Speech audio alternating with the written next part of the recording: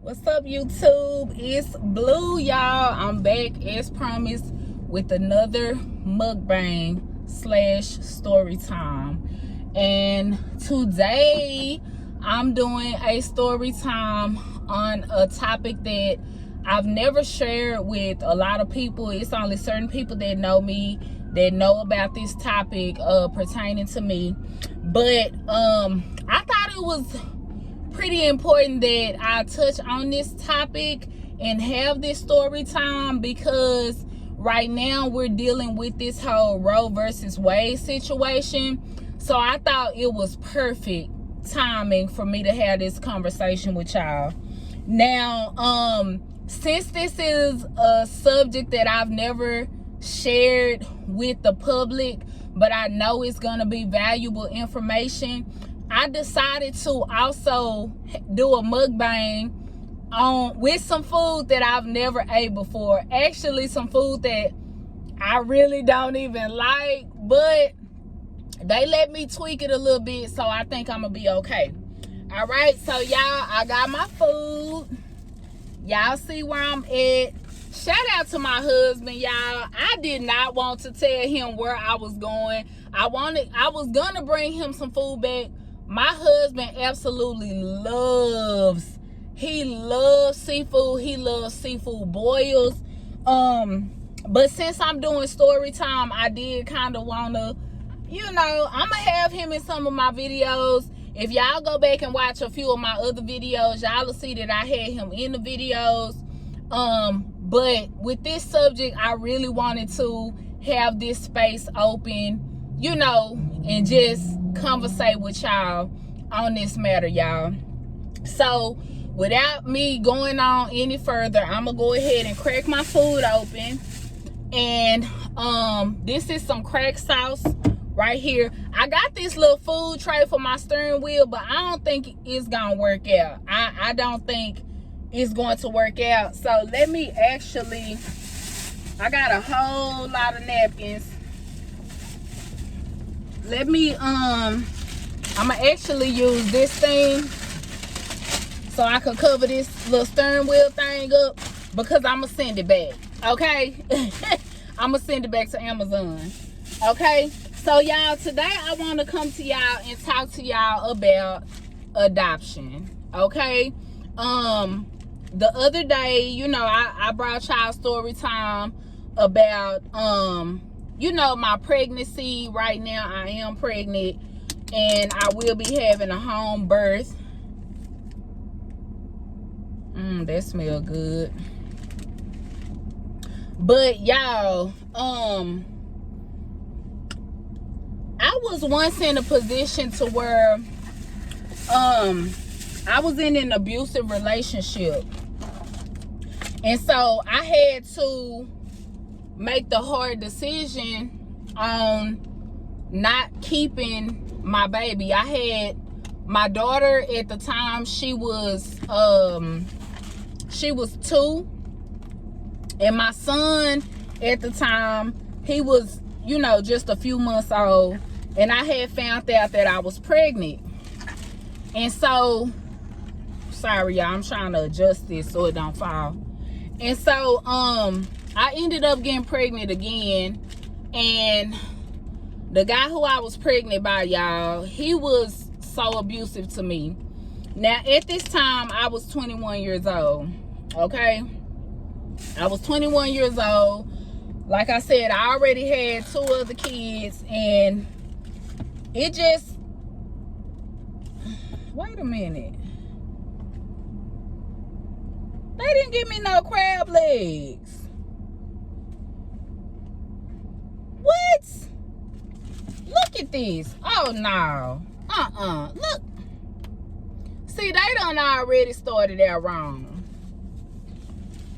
I'm gonna be right back, y'all. All right, this messing up my video, so I guess I looked at it wrong, y'all. I guess it don't come with the crab legs, and really that's why I came, because I ain't never ate a crab leg before. But I'ma just make it do what it do. Shit, I done already bought this. So anyway, let me proceed with my story time. So like I was saying, I was in an abusive relationship, and you know, I ended up getting pregnant with my third child. At the time, we were living in like a 1-bedroom apartment. I was already like struggling emotionally, not really financially, because I will say like he was handling up when it came to the financials. Oh, let me show y'all my food again. I thought it came with crab leg, but it don't, or crab cluster, whatever she said, but it don't. And so yeah, but anyway, so yeah, you know, but the situation, it was real abusive, you know what I'm saying? And so I've always been like a person who listened to their intuition and everything like that, y'all. So, you know, something was just telling me like, don't have this baby, but I didn't believe in abortion. So I was like, someone was like, find an adoption agency, so someone who want a baby can actually adopt the baby.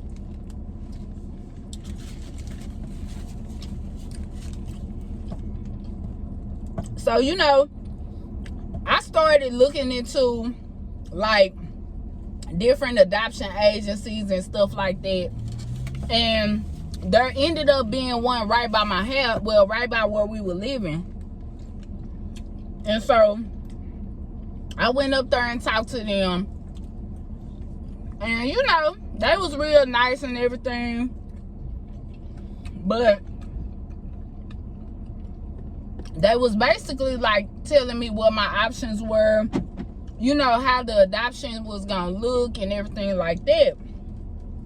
So I had made up my mind, okay, this is what I'm going to do. This is what's going to be best for this baby. And the reason why I did that was because, again, I didn't want to abort my baby. I wanted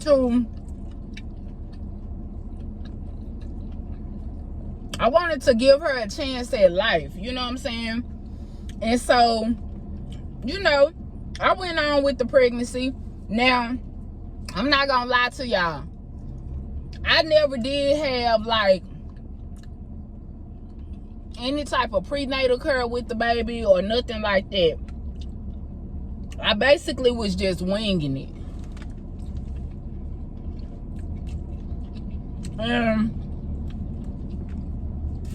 I ain't gonna lie, like at the time I was working at a gas station, and so I was picking up heavy pallets that I shouldn't be picking up. Like, I think y'all, I'm gonna be honest with y'all, and I've already asked God to forgive me for this, so y'all could judge me or whatever, but I think I was kind of like trying to lose the baby, like have a miscarriage, so I wouldn't have to worry about like giving the baby up for adoption, because I really still didn't know how the whole adoption thing was gonna look. Like, it was something new to me. I had never been through a situation where I gave a baby up for adoption. I had my 2 kids, so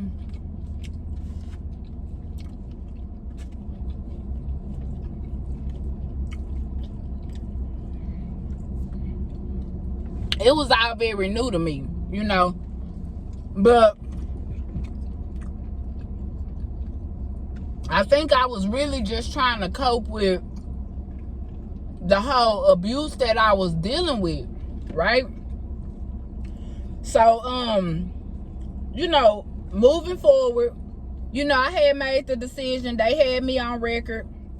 The baby was gonna be due in December. And so, you know, it was going to be an open adoption. Now, I'm sorry. It was going to be a closed adoption. So, with a closed adoption, you basically signing over all your rights.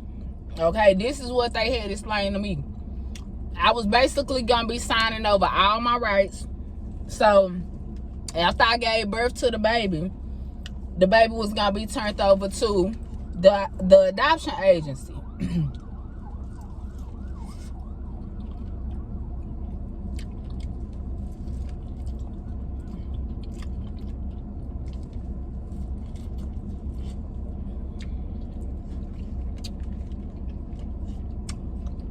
She was gonna be turned over to an adoption agency, and they was gonna find her family and all that, right? So I was like, okay, cool. Now, mind you, I had no medical insurance. I wasn't going to the doctor or none of that. I was just carrying this baby until she came, and that was there, right? So the reason why I'm telling this story, like I said, is because with this whole Roe Vs Wade thing, where they want to convict you of murder if you choose to have an abortion, there are other options for you.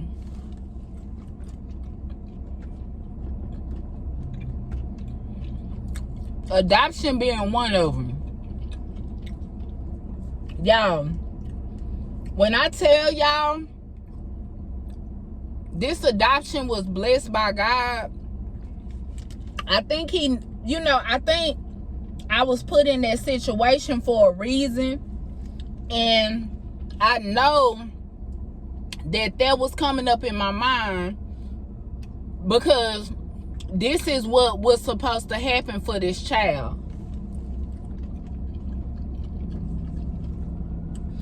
And you know what? She is 18 now. And I trust that this young lady can go and be whoever she wants to be, right? Because God spared her life through me. Now, I was due, like I said, I was due in December. I was due sometime in December. But because I was working so hard, I got one of their lemonades too, y'all. Because I was working so hard,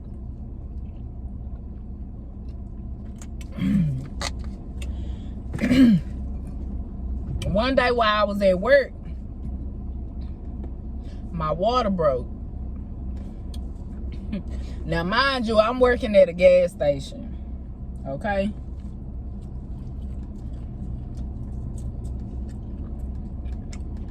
I was working at a racetrack.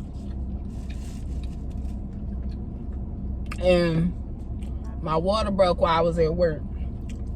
Now, let me tell y'all what I did. I kept working. I had like an hour left in my shift, y'all. And I'm going to tell you, when you going through something, when you dealing with a lot of different emotions and you going through something, your mind be all over the place. You don't really be thinking clearly.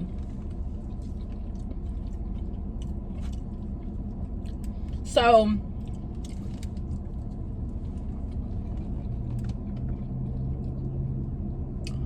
literally when my water broke, I was like, I'm going to just keep working. I'm going to just keep working. When I leave, I deal with this when I leave, y'all. Now, I wasn't in pain or nothing, but my water had literally broke.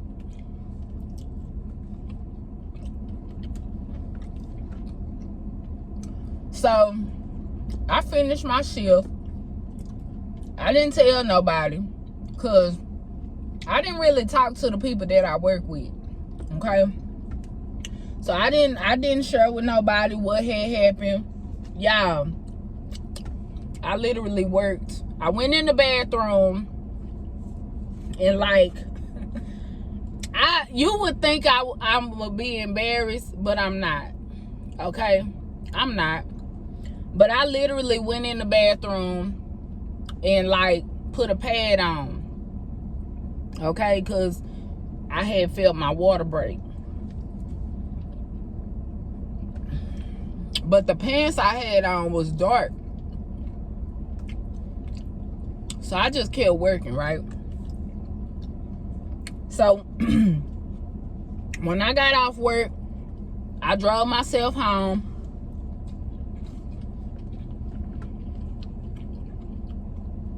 I told the guy that I was with, hey, my water broke. I need to go to the hospital. And I took me a shower. So I had called my best friend and I had asked her to watch my 2 kids. I told her what happened. I asked her to watch my 2 kids. So she was like, okay.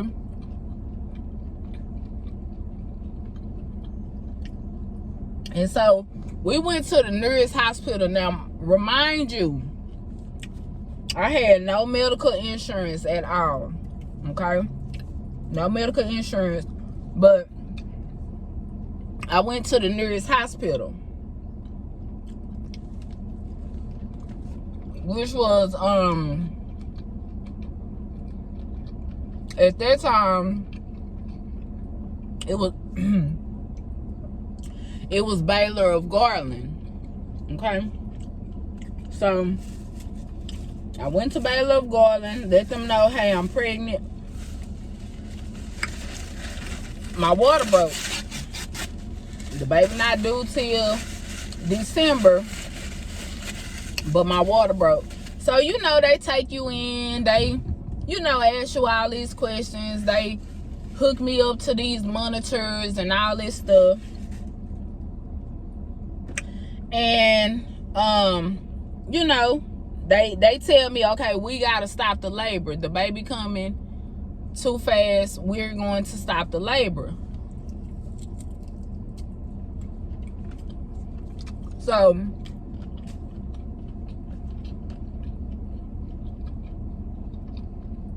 they gave me the stuff that they had to give me. I don't even know what it was, y'all, that they gave me. But they gave me whatever to stop this labor, right?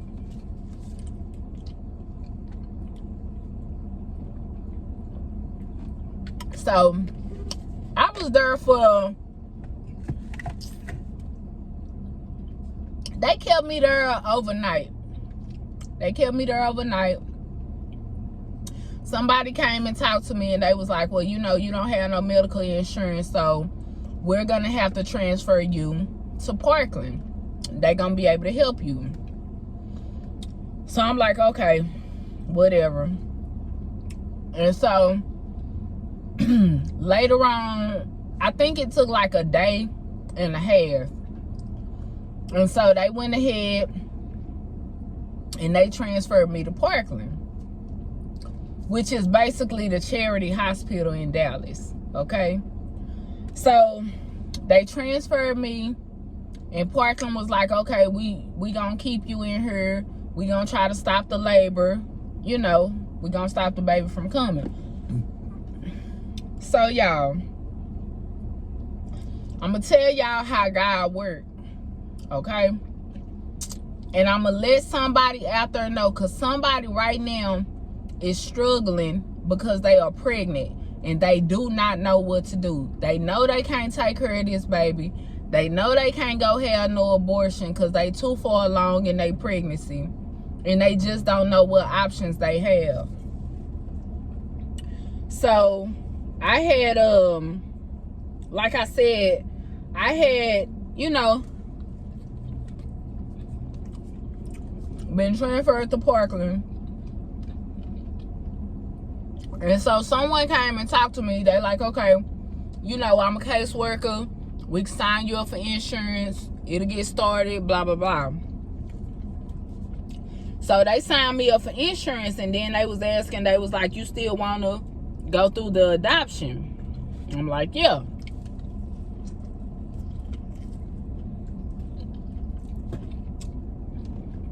So they're like, okay. I'm just there, right? So I had got a call later on that day, and it was from the adoption agency that I had already set everything up with.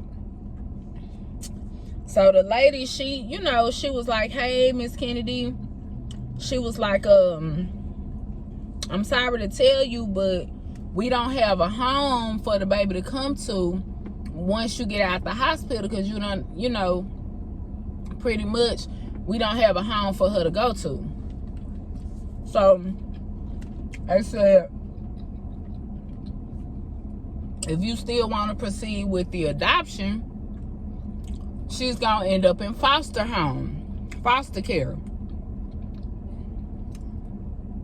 I'm like, what? No, this baby ain't going to no foster care.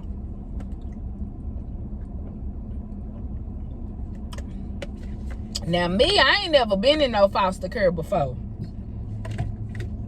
but I've heard stories, I've heard rumors. No, I'm not finna do this to a child. I might as well bring the child home with me, right? Instead of putting her in a foster home. So I'm like, oh man, what the hell? So a caseworker came and talked to me, and they're like, okay, well, here go a list of other adoption agencies that you could call and see if they will have a home for your baby. So I'm like, okay, y'all, that book was so thick. It was front and back pages of different adoption agencies. Okay, front and back. So I'm like, okay, I'm calling every last one of them, right? I'm calling all of them. Some of them was disconnected. They didn't answer the phone. Some of them I had to leave a voicemail, wait for somebody to call me back. And so I'm full. I can't eat no more. This was a lot. So I'm gonna wrap this up. So anyway, y'all, when I tell y'all, I literally called all of them dang on. It seemed like I called all of them adoption agencies, right? And so nobody was answering. So you know how the devil work. He started to play on your mind. I started to really get discouraged. I'm like, okay. So I tried this other one that was on the list. And as soon as I called, the phone rung a couple times. This really nice lady picked up the phone and she greeted me. And I was like, wow. And so I'm like, okay. I told her what my situation was. I told her I was in the hospital. You know, the baby was coming early. I told her about the other adoption agency. I told her how I didn't want my baby to go to no foster care, none of that. So she was like, okay. She said, well, I have someone that can talk to you. Put this other lady on the phone. Wonderful, beautiful lady. And so I never forget her name. I won't say her name because I don't know if that's allowed. But so she got on the phone and she was like, okay. She was like, where are you located? What room are you in? And I told her. She said, I'll be up there to see you. Y'all, this lady was there. She was up there within an hour. Okay? Within an hour. And so, you know, we sat and we talked and she explained the process to me. She told me about Hope Cottage, which was the name of the adoption agency I was going through, you know, she let me know that everything was gonna be okay. And y'all, she gave me this little booklet and let me choose the family. She said, I have 4 families in this book. Go through, read their biography. You let me know who you want to get your baby. I was like, oh, okay. You know, everything started to you know, look a little better to me. So I'm like, okay. And so, you know, I went through the book and I read everybody's profile. There was a black and white couple in there. There was a white couple, white male, white woman. And there was a white male couple, 2 men. Then there was a black lady. She was a single black lady. Okay. And I read her story and I was like, this is her. This is who I want to take care of my baby. Her story, it was beautiful. You know what I'm saying? It was beautiful. I just felt like she was the right person to get my baby, right? Because I still love kids, you know what I'm saying? So I don't believe in kids being abused. I wanted my baby to go to a home where she will be loved, she will be nurtured, she will be raised by someone who will understand her, you know, as a black woman. And that was that, right? So when I called the lady back, I told her who I chose. You know, I let her know I had chose the family that I want to get my baby. So she was like, okay, great. I'll be up there to see you today. She came up there. I told her which person I chose. And she was like, oh, that is wonderful. She was like, yeah, she's had 2 failed adoptions where the people said they wanted her to take the baby, but then they backed out at the last moment. And at that point, y'all, I felt compelled to make sure she got my baby. Like, I really, really did. Because I was like, I know this lady is really ready to nurture a baby, you know. And that's why I say that's how God works, y'all. Like, that is exactly how God works. So, you know, I went ahead and went through that. So, the young lady from the adoption agency, she, you know, came and sat with me and we talked, and she told me how the process would look and everything. And I did do it to where I would be signing over my rights, right? And so she asked me, she was like, you know, I need to know, is there anything that you need? Is there anything that your current children need? And I was like, whoa, you know, God just really led that whole situation. Like, he led that whole situation, y'all. And so I knew I was doing the right thing. The way everything worked out to where this place didn't work, but, you know, and then I was able to choose a family for my child versus not even knowing the people who she would go to. I'm like, this is how this is supposed to happen. Okay? This is how this is supposed to happen. So I was like, man. So they was trying to keep me as long as they could. So after, it's so funny because after the lady left, it may have been the next day. You know, they came in, they checked me. They was like, we're going to take you in for a sonogram to see how the baby is doing. Y'all. They took me in for a sonogram. They wheeled me out from the sonogram. I started going in labor. I'm like, oh, the baby's coming. They like, no, she's not coming. You just feeling pressure. I'm like, this baby is coming right now. no, she's not coming. You're just feeling pressure. That lady turned her back.